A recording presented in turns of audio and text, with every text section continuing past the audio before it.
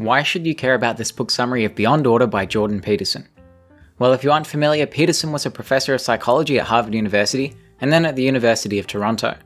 He's been heavily influenced by the works of Nietzsche, Hume, Jung, and Dostoevsky.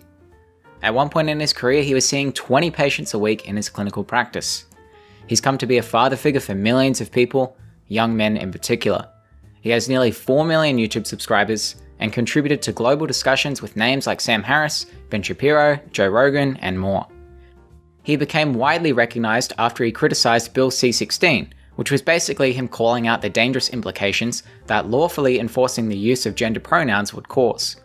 Although some people want to burn him at the stake, he's also earned massive respect and admiration for his character and wisdom he provides to navigate today's world. He has a quirky way of conveying practical life advice through the ideas of lobsters, dragons, and cleaning a room. Speaking of dragons, thank you to Raid Shadow Legends for making this video possible. Make yourself and Peterson proud by slaying the archetypal dragon in the Dragon's Lair dungeon. This game is perfect for you if you like leveling up, upgrading characters, and obliterating things. Use my links below to download Raid yourself to your mobile phone or PC for free. The Bannerlords are basically medieval knights with a massive kingdom in the west of Teleria. They're arrogant and warlike and believe themselves to be on the side of good. But the Orcs, Ogryn, Skinwalkers, and the Lizardmen would disagree. The lands of the Bannerlords were taken from the non-humans by force and kept through centuries of persecution with the help of the Sacred Order. Now, with the Bannerlords weakened by wars of their king, the time may be at hand for these races to right an ancient wrong by whatever means necessary. Bannerlords are cool, but you can choose any faction you want. My favourite are the Dark Elves, because they have the ability to cast spells. My favourite champion is Kael, because when I see blue robes, a badass staff, and white hair, I see a mage with wisdom. And I love wisdom. In fantasy games like this, I've always found the mage best matches my personality. The mage uses wisdom and intellect to their advantage. I like to spend time in arena mode battling it out with other players as opposed to campaign mode. It makes the experience more real for me. What you choose to upgrade and the timing of your attacks requires strategic thinking. Unless you want your characters to die, of course. This month, Raids just released a ton of amazing new clan features and improvements. There are brand new quests for you and your clan members to work on together, new benefits for every clan member just for being in a clan, and even a brand new clan shop that gives you access to some incredibly powerful items. This month's also got new champions to collect from fragments in the Doom Tower, and a load of events and competitions to take part in.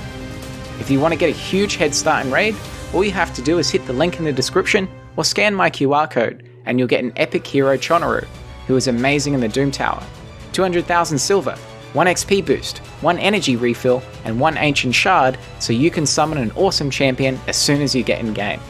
With that said, let's dive into the video. Rule 1. Do not carelessly denigrate social institutions or creative achievement. A social institution is a group of social positions, connected by social relations, that perform a social role. Government, school, college, family, church, the company you work for, McDonald's, these are all social institutions. To denigrate them means to criticize them unfairly. Here's why that's bad. Peterson shares the example of a young man who was a server at a restaurant that was part of a larger chain of restaurants. He was at the bottom of the hierarchy and so felt his position was of low value, a seemingly valid reason to criticize the system he was part of. But the young man had come to realize that every place he might find himself in had more potential than he might first see. His position of a server gave him the opportunity to learn to get along with the cooks, to be polite and engage with customers, to show up on time, and much more. If you take on this attitude and happen to be working in a functional institution, then you'll make yourself difficult to replace. You may develop gratitude and humility. The higher-ups will pay attention to you, and from there more doors will open for you, whether that's an increase in pay, an introduction to a mentor, or some other form of career advancement. If you retain a negative attitude and see an issue with authority above you being in power, like your boss, consider Peterson's words. If the problem is real, then the people who are best at solving the problem at hand should rise to the top. That is not power. It is the authority that properly accompanies ability. If you've ever played a team sport or a team-based video game like Overwatch, you'll know that to win, a team is benefited by selecting a role according to that person's strengths, whilst also keeping in mind how their role affects the rest of the team. In Overwatch, a damage roll is known to be the most popular because people seem to love blowing stuff up. So everybody tends to take on the role of dealing damage to the enemy, even if they aren't good at it. The problem is that without anybody playing a tank or healer role to support the damages, the team gets demolished. If your aim is to win, then let the team member who is best at damage play the damage role, while you play a tank or support character.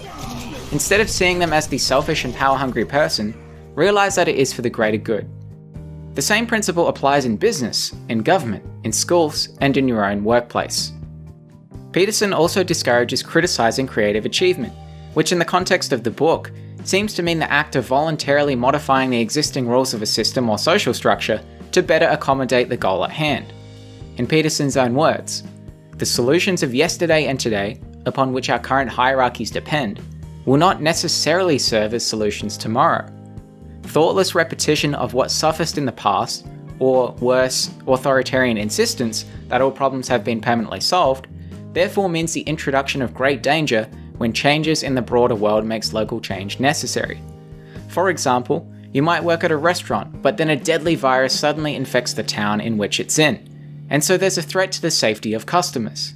And so if you are creatively inclined, you may suggest an idea to limit the number of customers, or find a creative way to accommodate all customers safely within the confines of the restaurant. Regarding politics, Peterson shares his view on conservatism, also known as the right. Conservatives have a tendency to continue doing what has worked in the past, but occasionally creative changes are needed. This approach can sometimes be violently opposed, and seems to be unjustified in Peterson's view, which you can read in his own words by pausing this video. Recall the scene in the first Harry Potter movie where Professor Quirrell storms into the Great Hall at Hogwarts to alert everybody that there is a troll in the dungeon. Students are instructed by Dumbledore to follow their house leaders back to safety in their dormitories. But Harry realizes that his friend Hermione is in the bathroom, and so she isn't aware that there is a troll that could put her life in danger. So Harry decides to disobey Dumbledore's orders and runs to the bathroom with his good friend Ronald Weasley to save Hermione. They succeed. Even though their professor is disgruntled when she comes to learn that they have broken the rules, she recognizes the creative decision as a necessary one by awarding them points, even though she has a conservative tendency to follow the established rules. Although Peterson emphasizes creative change, too much push for it can also be problematic. The overly liberal anarchists may vouch for freedom, but what lies beneath their trumpeting cry is a deflection of responsibility, and responsibility is ironically essential to freedom. I think Jocko Willink says it best in 3 words: discipline is freedom. So remember rule 1, do not carelessly denigrate social institutions or creative achievement. Rule 2, imagine who you could be, and then aim single-mindedly at that. Stories are embedded into movies, plays, books, and art. They typically show the process of characters becoming more than they originally were, like a hero. A hero is an exemplar of what Peterson calls a fully developed personality. Imagining who you could be, and then aiming single-mindedly at that, is what will help you to become the hero of your own life. Or at least someone who doesn't procrastinate by scrolling through subreddits for 3 hours a day. Children seem to learn lessons from watching movies more than they do being told this or that. Take the DreamWorks movie The Prince of Egypt, for example. It's based on the biblical story of Exodus. You know, the one where Moses miraculously parts the waves to help the Israelites escape the tyranny of an Egyptian pharaoh. Peterson says, the biblical story of Exodus is probably regarded as archetypal, or paradigmatic or foundational, by psychoanalytic and religious thinkers alike, because it presents an example of psychological and social transformation that cannot be improved upon. I've linked the movie trailer in the description below this video, along with other relevant videos that you might like to watch later, like part 2 of this video. It's not just movies and Bible stories that showcase the process of becoming. It's also music, poetry, plays, and art. If you've ever been to a museum to look at paintings, you may have taken on the attitude of Chip Diamond. Here's a video of Chip to show you what I mean. What's this one called? Dead Flowers? That's crap. These suck. I could do way better than this. If you have this attitude, I challenge you to contemplate artwork deeply. Look at this piece called The Rebus. It might look like a random amalgamation of images, but according to Peterson, there's a powerful story being told that reflects a fully developed personality that can emerge from the pursuit of what is meaningful, dangerous, and promising. Peterson explains, atop the round chaos perches a dragon. This is because what is interesting and meaningful, and novel and unexpected as they all go together, manifests itself in a form that is both dangerous and promising, particularly when its grip is intense and irresistible. The danger is, of course, signified by the presence of the immortal predatory reptile. The promise is hinted at, as a dragon archetypally guards a great treasure. Thus, the drawing represents a psychological progression. First, you find yourself interested in something. That something, the round chaos, contains or is composed of potential or information. If it is pursued and caught, it releases that information. Out of that information we build the world we perceive, and we build ourselves as perceivers. Thus, the round chaos is the container from which both matter, the world, and spirit, our psyches, emerge. The ultimate lesson is to create a big goal to work towards. Something is better than nothing. You need a map. So reflect on where you've been, where you are, and how you can get closer to your goal using the lessons you've learned along the way. Otherwise, you'll drown in chaos and uncertainty. You might need to decide to change your path, but I understand that it can be difficult to know what the right decision is. Peterson offers promising advice. If the new path you see forward, after learning what you needed from the past, appears more challenging, then you're probably on the right track. Rule 3. Do not hide unwanted things in the fog. There's a scene in the movie A Bug's Life where Flick brings a group of circus bugs back to his community on Ant Island. His intention is to have the circus bugs fend off the enemy grasshoppers. But the circus bugs think they are there to perform a show. Flick hides his real intentions in the fog, because if they were to find out that their lives were being put in danger, then they might not help him. Unsurprisingly, the truth inevitably leaks out and all turns to chaos. It can be obvious to you when movie characters are hiding problems in the fog, but it can be more difficult to identify the problems you hide in your fog, and then also to confront those problems. Peterson puts emphasis on problems in intimate relationships. He says, collect 100 or 1,000 of those, and your life is miserable and your marriage doomed. Do not pretend you are happy with something if you are not, and if a reasonable solution might, in principle, be negotiated. Have the damn fight.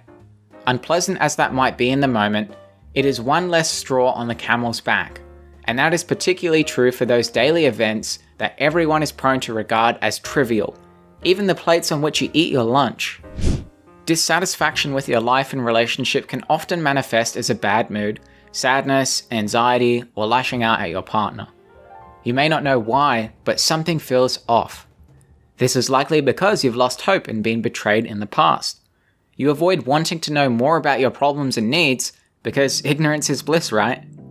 Now imagine that you are so afraid that you will not allow yourself to know what you want. Peterson says, knowing would simultaneously mean hoping, and your hopes have been dashed. You have your reasons for maintaining your ignorance. You are afraid, perhaps, that there is nothing worth wanting. You are afraid that if you specify what you want precisely, you will simultaneously discover, and all too clearly, what constitutes failure. You are afraid that failure is the most likely outcome. And finally, you are afraid that if you define failure and then fail, you will know beyond a shadow of a doubt that it was you that failed and that it was your fault. Having your needs discovered by your partner can be scary too, because if your partner found out, they may tell it to your face, which is confronting if you've been trying to ignore finding out. They could also deny what you want in order to hurt you. Deep down, you probably agree when I say that it's better to confront the harsh truths and let them build up, and one of the best ways to do this, according to Peterson, is to express your feelings under the conditions of trust and maturity. You may find out you've been wrong about a situation, or risk being misheard by your partner, but the alternative is to express nothing and let your problems potentially snowball into something worse. Rule 4. Notice that opportunity lurks where responsibility has been abdicated. Peterson says, I have never met anyone who was satisfied when they knew they were not doing everything they should be doing. Bonus points if you do something that isn't your responsibility. Perhaps your roommate has some extra dishes he hasn't washed. You can choose to wash them. You might shrug your shoulders at this, but Peterson reminds us that taking on responsibility makes life meaningful. This doesn't mean you should bite off more than you can chew, or take on extra responsibilities for the hell of it.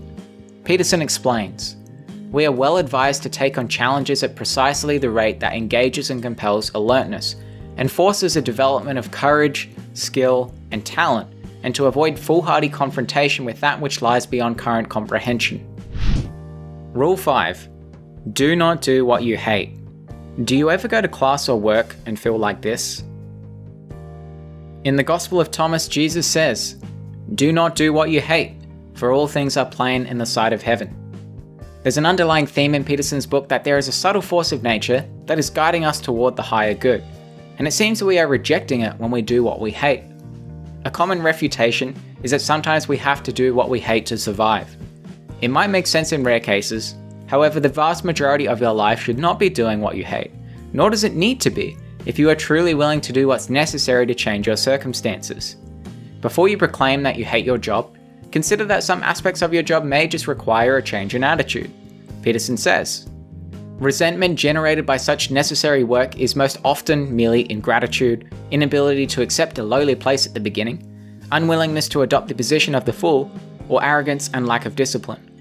Your job is where you'll spend most of your life doing things you either hate or love, so it's strongly advised you have a job that allows you to do what you love. Here's some excuses you may have about looking for another job. I might get fired. Well, yes, you might. So prepare now by seeking and readying yourself for hopefully a better one. Do not assume that leaving your current job is for the worst. Another excuse is, I'm afraid to move. Well, afraid compared to what? To continue the same job you hate for years on end? Peterson says he's seen many people make the move after years of contemplation, only to end up with a much higher quality of life. And another excuse, no one else would want me. Yes, the rejection rate for jobs is high. Anticipate that. You may need to develop your skills to increase your chances of getting a better job. So do it. You may need to engage in difficult conversations with your family. Do it. Because the alternative is likely worse. And remember, you can create your own job. I chose to drop out of a university degree I wasn't passionate about. I decided to try this YouTube thing, and have now been doing it for over 5 years and love what I do. It gives me loads of free time to chill, travel, read books, and pursue the spiritual path. That doesn't mean you should too. You have to adapt your approach to your own values, predispositions, and circumstances, but I hope this gives you some inspiration. Rule 6. Abandon ideology. Ideologies are attractive to people who are smart but lazy. Ideology is difficult to define because it has a range of useful meanings, and all of them aren't compatible with each other. So let's just roll with Google's broad definition, which is that an ideology is a system of ideas and ideals, especially one which forms a basis of economic or political theory and policy. Some examples are Marxism, Nazism, conservatism, socialism, feminism, ethnocentrism, postmodernism, veganism, environmentalism, and gender studies. The problem with ideologies begins with selecting a few abstract ideas that oversimplify incredibly complex phenomena. Examples are the patriarchy, the oppressed, the rich, the poor. Peterson says, all such problems require careful, particularized analysis, followed by the generation of multiple potential solutions, followed by the careful assessment of those solutions to ensure that they are having their desired effect. It is uncommon to see any serious social problem addressed so methodically. It is also rare that the solutions generated, even by a methodical process, produce the intended outcome. Let's use the ideology of veganism as an example. Veganism, like all ideologies, start with oversimplifying complex problems with abstract ideas. In the case of veganism, public health, oppression, the economy, global food systems, and the environment. The abstract ideas are lumped together, and then a villain is identified, that being the 86% of the world population who eat meat, especially factory farmed meat. Then a few explanatory principles are created. So examples in the case of veganism are that moral relativism does not morally justify eating animals. Meat is bad for you because X, Y, and Z. And animal factory farming releases heaps of CO2 which destroys a planet. Those principles then get granted primary causal power, while ignoring others of equal or greater importance. Discussion of the reason for the existence of those explanatory principles is made taboo for the followers. Next, every phenomenon, regardless of complexity, is considered a secondary consequence of the new totalizing system. So what that means is basically that violence, the economy, the health of the planet and people is largely attributed to one single thing, which is paying for and consuming animal products. A school of thought then emerges to propagate the methods of this algorithmic reduction and those who refuse to adopt the algorithm or who criticize its use are tacitly or explicitly demonized. Consider the reaction vegans get when they decide to introduce a small amount of meat into their diet. You know JP, and that's Cal if you don't know him. And we're getting ready to go for a really awesome hike. And I have so much compassion for all of life that I want JP to die! But this past week, a lot of hurtful things have been said about me online. People commenting in, saying nasty things about me, calling into question, is JP still a vegan? This isn't a criticism of veganism per se, it's a criticism of ideology, of which veganism happens to be a modern and relevant exemplar. Simple ideas like encouraging better treatment of animals in factory farms isn't automatically invalid just because you hear it from an ideological vegan. It's also important to note that some vegans, or anyone who subscribes to an ideology, are more ideological than others. Some ways to tell are their level of open-mindedness, level of attachment to an identity, willingness to consider other viewpoints, willingness to consider that the problem may be more complex than the ideology states, the level of victimization of another, and ability to acknowledge the humour amongst the seriousness of it all. I think Russell Brand makes a fantastic example of someone who subscribes to the ideology, but is low on the ideological spectrum. I'm vegan. I'm vegan because I've always been vegetarian. I got pressured into veganism. I love animals. Being like, I love my dog's right here now. Okay, fair enough. I'll be vegan. I'm vegan now. Leave me alone. I've become vegan.